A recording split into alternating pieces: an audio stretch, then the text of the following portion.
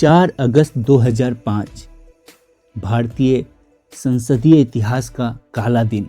काला दिन इसलिए क्योंकि इस दिन लोकसभा एक ऐसी शर्मनाक घटना का गवाह बना जिसे कदापि जायज नहीं कहा जा सकता है। एक महिला एमपी डिप्यूटी स्पीकर के ऊपर पेपर फेंक मारती है और ये महिला एमपी कोई और नहीं बल्कि देश की जानी मानी और बहुत बड़ी नेता ममता बनर्जी थी।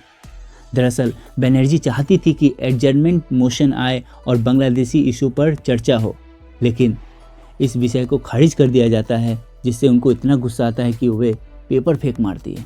और अगले ही क्षण एक और विचित्र दृश्य देखा जाता है जिसमें कि ममता बनर्जी की आंखों में आंसू आ जाते हैं। ममता बनर्जी को इस तरह रोते हुए दिखना सच में ये बिल्कुल उनके चरित्र के विपरीत है। जिस तरह की जुझारू नेता, संघर्षशील नेता और एक लड़ाई लड़ने वाली नेता ममता बनर्जी हैं, उनकी आंखों में आंसू आना बहुत बड़ी बात है। इतिहास में ये क्षण हमेशा जीवित रहेगा जब भी चर्चा होगी ममता बनर्जी के ऊपर, तो क्योंकि ये पहली बार नहीं है जब ममता बनर्जी को इस तरह का गुस्सा आया। 11 दिसंबर 1998 को भी बनर्जी को इतना गुस्सा आया कि वे एसपी एमपी दरोगा प्रसाद के कॉलर को पकड़ते हुए लोकसभा के वेल से खींच कर ले आई, क्योंकि दरोगा प्रसाद महिला आरक्षण बिल का विरोध कर रहे थे। दोस्तों, ये घटनाएं दिखाती है कि ममता बनर्जी को कितना गुस्सा आता है और किस तरह का पर्सनालिटी वे हैं। जब इनकी राजनीतिक करियर के बारे में और आप अध्ययन करेंगे तो आप पाएंगे कि इस तरह की बहुत सारी घटनाएं घटी। आपको याद होगा कि किस नंदीग्राम गोलीकांड के बाद किस तरह से 25 दिन तक वे भूख हड़ताल की और वहीं से उनकी जो राजनीतिक करियर है एक अलग ही उड़ान भरी और 2011 में वे पहली बार वेस्ट बंगाल की मुख्यमंत्री बनी। उनके सालों के संघर्ष रंग लाया और 30 साल पुरानी लेफ्ट पार्टी की सरकार को उखाड़ फेंकी। तब से आज तक उनके राजनीतिक सितारे लगातार चमक रहे हैं। जिस दौर में मोदी वेव का बोलबाला है और मोदी वेव पूरे देश में परचम लहरा रहा है, उसी दौर में ममता बनर्जी ने वेस्ट बंगाल पे कहीं ना कहीं भारतीय जनता पार्टी को रोक रखी है।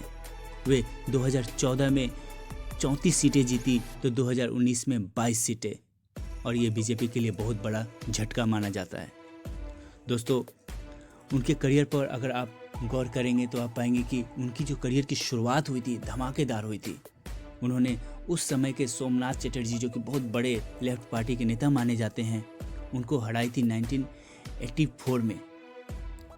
84 के बाद जैसे ही उन्होंने सोमनाथ चटर्जी को हराया, उनका नाम भारतीय राजनीति में बहुत ही अदब से लेने जाने लगा।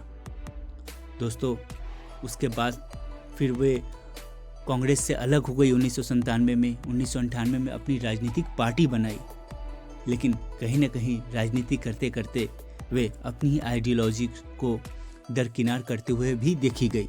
देखिए, जहां 2005 में, आज से 15 साल पहले, वे चाहती थी कि इल्लीगल माइग्रेंट्स जो कि बांग्लादेश से वेस्ट बंगाल में रह रहे हैं, उन्हें बाहर भेज दिया जाए, उन्हें वापस भेजा जाए।